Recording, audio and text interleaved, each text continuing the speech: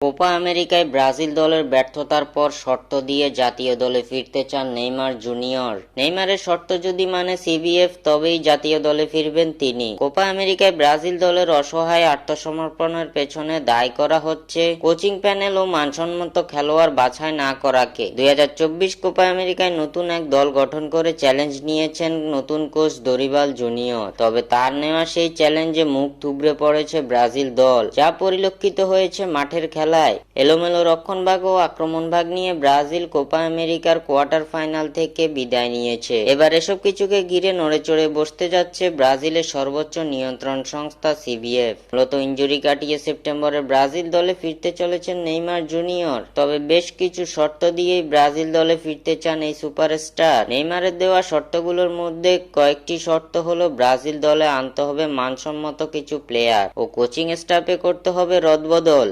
Neymar জুনিয়রের প্রথম শর্ত হলো দলের কোচিং প্যানেলে রদবদল। ক্লাবের হয়ে যেসব খেলোয়াড় আলো ছড়িয়ে বেড়ায়, জাতীয় দলের হয়ে তারা কেন ব্যর্থ? নেইমারের ধারণা, সঠিক গেম প্ল্যানের আওতায় খেলোয়াড়দের আনতে পারছে না দরিবাল জুনিয়র ও খেলোয়াড়দের মধ্যে সমন্বয় ঘটাতে ব্যর্থ ব্রাজিল দলের কোচিং স্টাফরা। নেইমারের জুড়ে দেওয়া দ্বিতীয় শর্তটি হলো বেশ কিছু তরুণ প্রতিভাবান খেলোয়াড়দের সুযোগ করে দেয়া। নেইমারের নজরে এমন বেশ কিছু তরুণ ব্রাজিলিয়ান খেলোয়াড় রয়েছে যারা কিনা ব্রাজিল দলের সুযোগের যোগ্য দাবিদার। মূলত তাদের নিয়ে দল গঠন করতে চান নেইমার। ব্রাজিলিয়ান সুপারস্টারের তৃতীয় শেষ শর্তটি হলো, তাকে যদি অধিনায়কত্বের দায়িত্ব তুলে দেওয়া হয় তাহলে নিজের বুদ্ধিমত্তা দিয়ে দল গঠন করবেন তিনি এবং কোচিং প্যানেলের সঙ্গে তাল মিলিয়ে কাজ করতে আগ্রহী নেইমার জুনিয়র।